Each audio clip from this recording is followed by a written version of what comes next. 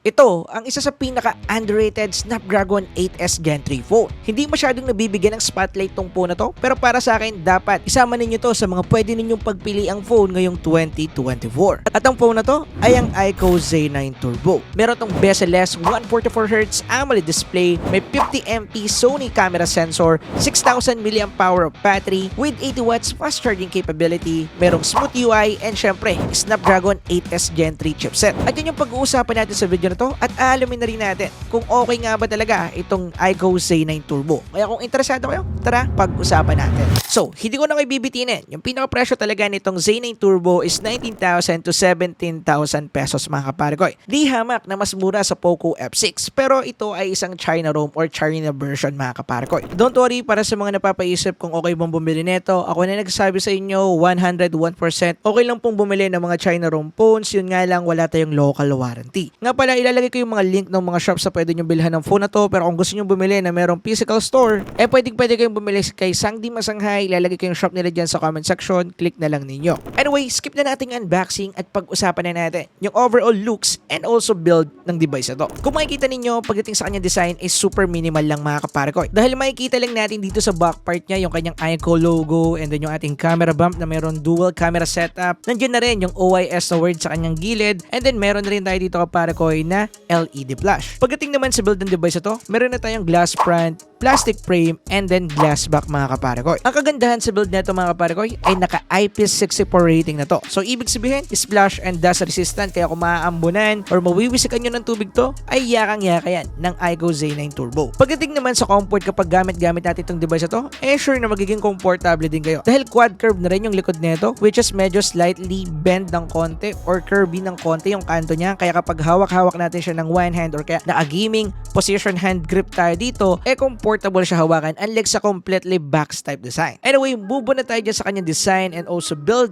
Now, pag-usapan natin yung kanyang display. Again, meron tong 6.78-inch 144Hz AMOLED display na merong 1260p Ultra HD resolution mga kaparikoy, and also 1080p resolution display din. At pagdating sa display nito mga kaparikoy, talagang maganda and crispy. Kung usapang Netflix, YouTube, and also playing games lang pagdating sa kanyang display, ay okay na okay mga kaparikoy. Dahil nga naka-AMOLED display, mas deep yung pagiging black ng mga black colors dito, pati yung mga white mas brighten yung kulay nila. Ang maganda pa dyan, meron na rin tong AI feature pagdating sa kanyang display, which is tinatawag na enhanced display effects, at meron tong dalawa na functions dito. Meron siyang visual enhancement na kung saan mas ini-enhance or ino-optimize niya yung color reproduction ng application or kung ano yung dinidisplay ng application na yon, which is iniiba niya yung contrast, medyo ina-adjust niya, mas ginagawa niya rin vivid yung mga ibang color na medyo matamlay yung kulay. It depends sa AI function na to. At ang maganda dyan, meron na tayo itong list ng mga application na supported tong function na to. As you can see, nandiyan na yung Netflix. At meron pang isang video effect function dito na tinatawag na video frame interpolation. Ang idea ng function na to is mag-a-add siya ng mga digital frame doon sa mismong video or dinidisplay ng application para magkaroon to ng mas smooth video output. And then nakadepende sa calibration ng AI feature na to yung frame na idadagdag doon sa video. Yun nga lang, as of now, wala pang application na supported dito kahit Netflix. Pagdating naman sa social media consumption, magbabrowse-browse ka lang or kaya mag-navigate ka lang sa phone na to, smooth na smooth at snappy.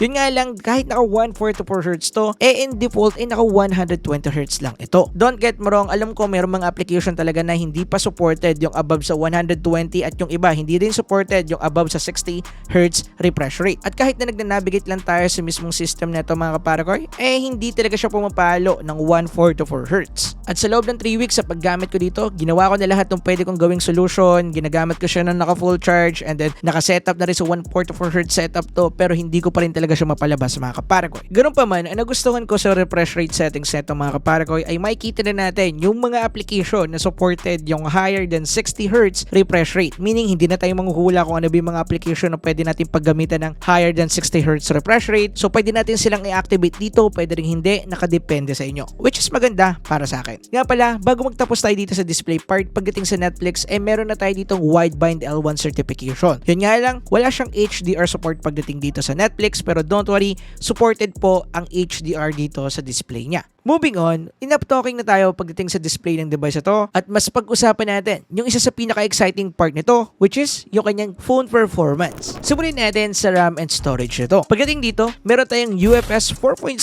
storage version na meron 256 up to 512GB variant, and then meron din tayo ditong LPDDR5X 12GB RAM and 16GB RAM configuration. At para sa mga hindi pa nakakaalam, yung ganitong version ng storage and RAM natin is nakaka-help para mas maging mabilis and responsive yung phone natin sa mga minor and major activities kagaya na lang ng pag-open ng application, pag-download ng resources, pag-unpack ng resources ng game, pag-load ng game, at kung ano-ano pa. Napakadaming bagay na makakatulong itong dalawang versions ito. At nasa latest version tayo dito, which is nice. Pagdating naman sa operating system nito mga kaparakoy, ito ay currently naka-Origin OS po. And to be honest, yung mga iQOO phones talaga yung isa sa mga favorite ko na mayroong magandang UI interface except sa Google Pixel and also sa iPhone. Talagang maganda talaga yung kanilang UI interface dito. Magaan mga kaparakoy, smooth pag mag-navigate ka, maganda yung mga animations, etc. etc. Kung meron man akong ayaw dito, dahil nga China ROM to, ay maraming mga China ROM bloatwares na pwede naman nating i-delete. Sobrang dali lang naman dahil most of them ay mga third-party application galing sa China. Kaya uninstall lang yung solution para dito. Now, dumako naman tayo sa may pinakamalaking porsyento pagdating sa performance ng device na to, at yan yung kanyang chipset. Pagdating sa chipset nito, meron tayong Qualcomm Snapdragon 8S Gen 3. Merong octa-core CPU na merong max clock speed na 3.0 GHz at merong Adreno 735 GPU. Nakakuha lang naman to ng whooping 1.5 million and 2 benchmark score. Talagang pang-flagship yan mga kaparakoy. At nakakuha din tayo ng good result pagdating sa kanyang thermal throttling test, which is 60 minutes po yan ng testing. At para sa mga hindi pa aware, same na chipset lang po to na ginamit sa Poco F6. At para hindi kayo malito, lilinawin ko lang po ulit, mas malakas po ang Snapdragon 8 Gen 2 kaysa dito sa 8S Gen 3. So bale, nasa likod siya ng 8 Gen 2 mga kaparakoy. Pansin na pansin naman sa kanilang CPU clock speed. Nga pala mga kaparakoy, dalawa yung chip netong ating Z9 Turbo. Yung isa pang chip nito is yung tinatawag na Intelligent Display Chip Turbo, na kung saan magagamit natin to once na gagamitin natin yung monster mode ng mismong device ito kapag maglalaro na tayo ng games. So ito yung ibig ko sabihin, kapag nag-open tayo ng games, kailangan nyo lang iswipe pa left at makikita natin dito yung ating gaming panel, na kung saan nandito yung list ng mga functions or gaming functions na pwede natin gamitin para dito sa game na lalaroin natin. So ito yung tinutukoy ko. Kung pupunta tayo sa pinakataas sa part, which is yung calibration mode, meron tayo ditong battery saver, balance mode, and also monster mode. Kapag ginamit natin yung monster mode, i-unleash niya yung full capability ng device mo, as in walang limiter kung ano yung kaya niyang ibigay para doon sa game na yun yung ibibigay niya. At lahat ng game na lalaroin natin or i-game test natin dito ay nakasetup sa monster mode para mas makita natin kung ano yung performance ng device ito sa mga game na yun, temperature, at kung ano-ano pa. Bukod sa gaming enhancement kaparakoy, meron rin tayong refresh rate settings dito and also touch sampling rate. Anyway, meron din tayo ditong game tools sa kung saan nandito yung voice changer, game display enhancement, motion control, background calls, notification, at kung ano-ano pa na pwede natin gamitin dito. So usually typical na gaming functions lang na makakatulong kapag naglalaro tayo. And speaking of game, tara, alamin na natin yung kayang gawin nito sa ating gaming test. So unang-una nating sinalang dito mga kaparkoy is itong MLBB. Yung supported settings niya is super frame rate, and then meron tayong ultra graphics setup. So dahil nga medyo bago-bago pa tong chipset na to, hindi pa masyadong supported or optimized to sa mga game kagaya nga nitong MLBB, kaya wala pa tayong ultra dito. Pero for sure sa mga susunod na update, magkakaroon naman yan. Anyway, pagdating sa kanyang performance, syempre, overkill na masyado yung Snapdragon 8S Gen 3 para dito sa ating Mobile Legends. Yun nga lang, hindi pa supported yung 120 FPS. Pero sa lakas ng chipset ng device na to, for sure magkakaroon yan in the future. At yeah, overkill siya dito kung ako yung tatanungin. Pagdating sa kanyang gameplay, alam naman ninyo, kitang-kita nyo naman, decent.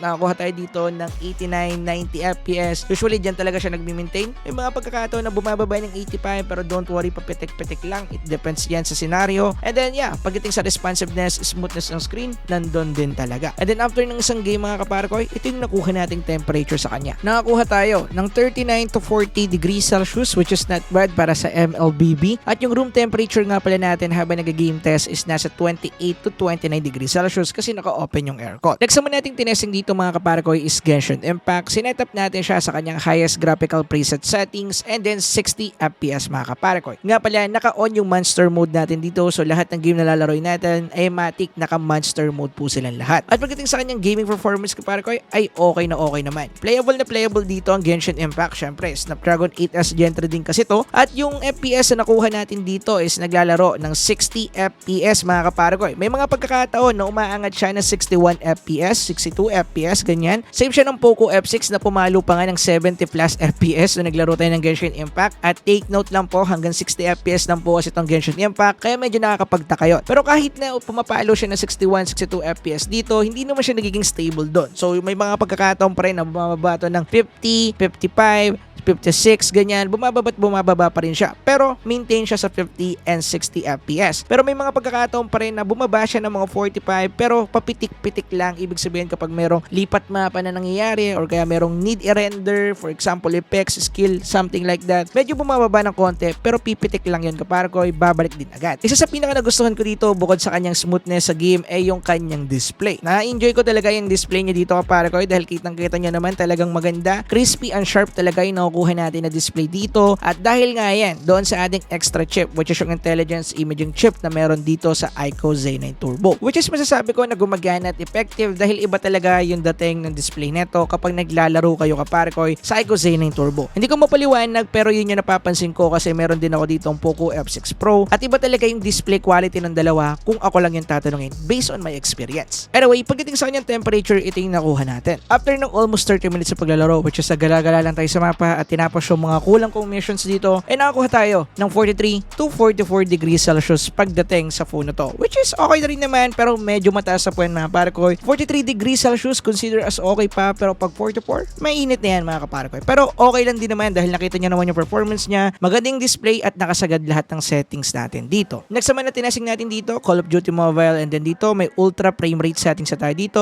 However, yung condition is bababa sa medium preset yung ating graphics quality settings. Pero okay lang din naman yan. Anyway, pagdating sa kanyang gaming capability dito sa MP mode ay decent na decent kaparkoy. Nakakuha tayo ng decent 120 FPS na as in talagang stable mga kaparkoy. Kung bababa man siya sa 119 lang and then babalik agad sa 120 which is smooth na smooth yung gameplay natin. Pagdating naman sa VR mode ganon din kaparkoy. Smooth, decent yung performance natin. Yun nga lang 90 FPS lang yung sagad dito dahil 90 FPS lang yung pinaka-maximum ng VR mode. But just I said, okay na okay yung performance dito at hindi po siya nagkaroon ng frame drop as in stable din siya sa 90-89 FPS ganyan. Anyway, dahil nga magandang optimization nitong Call of Duty Mobile, hindi na natin masyadong papatagalin dito. Talagang playable na playable siya pagdating sa game na to. At pagdating sa temperature na nakuha natin dito after ng 30 minutes sa paglalaro ay nakakuha tayo ng 42 degree Celsius which is consider as normal pa. Now, move on na tayo pagdating sa kanyang gaming performance. Ngayon, pag-usapan natin yung iba pang mga specification ng device na to na talagang bentahe din niya. Unahin na natin yung kanyang battery. Dahil pagdating sa battery nito, meron tayong 6,000 mAh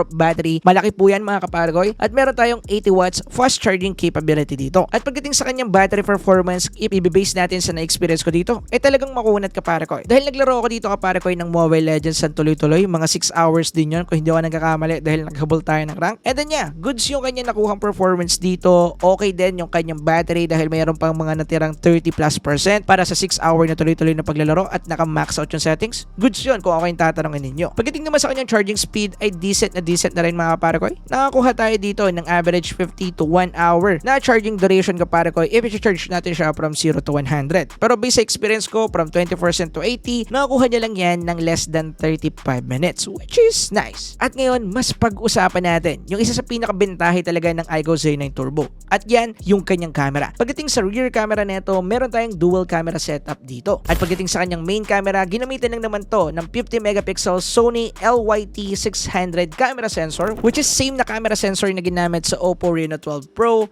Oppo Reno 12, Realme GT60 at kung ano-ano pa mga flagship phone na meron ngayon. Anyway, pagdating naman sa isa pa netong camera, meron tayo ditong 8 megapixel ultra-wide camera. At pagdating naman sa kanyang selfie camera, meron tayo ditong 16MP. At pagdating sa kanyang photo quality mga kaparkoy, masasabi ko na talagang maganda yung mga nakuha nating output dito, lalo na sa portrait mode. Pagdating kasi sa portrait mode neto mga kaparkoy, alam naman natin na digital yung bokeh effect neto dito. Pero nakikita naman ninyo na maganda yung background separation na para talaga siyang tinik sa camera. However, yung details, yung sharpness, and also yung shadow dun sa mismong image, medyo kulang ng konti kung ako yung tatanungin ninyo pagdating sa mga camera na nahawakan ko. Pero, yung portrait mode niya, yung background separation, para sa akin, perfect na to pagdating sa portrait mode. Dahil pagdating sa mga regular photos natin, ay okay din naman. Nandun yung vibrant, nandun yung saturation, nandun yung enhancement na hindi naman talaga nawawala sa mga Android phone, which is okay lang din naman, good thing din, lalo na kung kayo yung tao na gusto nyo lang mag-take ng photo and then my day agad, post agad sa IG, etc. Pwede to. Hindi naman sobrang tapang ng enhancement nito, pero kagaya ng sinabi ko, may tweak pa rin talaga pagdating sa color. Isa pa sa nagustuhan ko dito ay yung kanyang magandang HDR capability pagdating sa camera, dahil kung makikita ninyo, yung mga details sa bandang shadows or bandang dark part ng images ay kitang-kita pa rin. Hindi man pang flagship yung detail na nakakita natin doon, pero meron pa rin siya na ilalagay dito mga kaparkoy, which is para sa akin ay really important pagdating sa mga gantong camera. Pagdating naman sa selfie camera nito mga kaparkoy, same lang din yung masasabi ko, maganda, saturated and vibrant yung HDR nito. Okay din, yun nga lang hindi ganun kagandahan unlike sa main camera, pero okay na okay na. Pagdating naman sa portrait mode na nagustuhan ko sa main camera nito, medyo kulang ng konti dahil medyo na-overexpose yung ibang photos natin kapag nagsa-selfie tayo dito, lalo na sa portrait mode. So pagdating sa kanya selfie camera, hindi ganun ka-perfect yung bokeh effect niya, but the quality ay nandoon naman. Pagdating naman sa video quality nito kaparkoy, sa main camera niya ay kaya nito mag-shoot ng 4K at 60 FPS with EIS mga kaparkoy, at pagdating sa kanyang quality at stability ay okay na okay kung ako yung tatanungin ninyo. At meron nga rin pala siyang built-in stabilization mode pa sa camera app niya, pero standard lang yung possible natin gamitin dahil yun na rin yung kanyang EIS. Anyway, mabalik tayo sa quality dahil nga 4K resolution, maganda at detailed naman. Pagdating naman sa stabilization, hindi pa rin mawawala yung wobble effect sa gilid dahil nga may EIS to. So, ibig sabihin, patunay yan na gumagana yung EIS ng device na to. Pero kahit naman sa mga walang EIS support, meron pa rin talagang wobble effect dahil nga naglalakad tayo at naka-handheld lang. Anyway, yan lang mga kapare ko yung full review natin sa ating iQOO Z9, at yan din yung reason kung bakit para sa akin super underrated ng iQOO Z9 Turbo dito sa Philippines. Now, usapang final verdict tayo. Kung naalala ninyo, kaka-release lang ng Realme GT 6 at para sa akin, almost the same lang sila ng specification maliban sa LTP o AMOLED display ng ating Realme 6 and also yung kanyang AI features at saka medyo advanced sa software update kasi medyo matagal-tagal din. But for the price mga kapare ko na 19,000 para dito sa Z9 Turbo at 34,000 pesos naman para sa Realme GT 6, kayo na lang yung humusga kung worth it ba yung extra AI features and software update para sa 34,000 pesos. Kayo na sumagot niyan dyan sa comment section. Anyway, mabilis ang cons lang para magkaroon din kayo ng linaw about dito sa phone na to. Unang-una kong cons yung kanyang 144Hz, hindi pa natin na-unlock or hindi ko pa nagamit talaga or hindi ko talaga na-unleash dito sa device na to sa loob ng almost 1 month na paggamit ko dito. Pangalawang cons ko syempre China ROM po itong device na to, meaning wala po tayong local warranty dito. Kaya kung medyo masisira ninyo to, medyo magbabayad talaga kayo para mapaayos to. Pero kung ako din naman natatanungin, warranty, ang hirap niyang kunin dito sa Pilipinas dahil napakaraming needed i-check at napakaraming needed gawin mga kapare ko. But at the end of the day, pera niyan mga kapare ko. Kung okay lang yung tatanungin ninyo, para sa akin, worth it pag-invest ng pera talaga tong iQOO Z9 Turbo dahil kahit ako, na-inlove ako sa device na to. Kung wala akong Poco F6 Pro, siguro ito na yung daily driver phone ko. Anyway, kung meron kayong mga suggestion or mga tanong na hindi ko nasama dito sa video, comment nyo lang dyan sa ilalim at pag-uusapan natin sa mga susunod na video. Yun lang guys, peace out.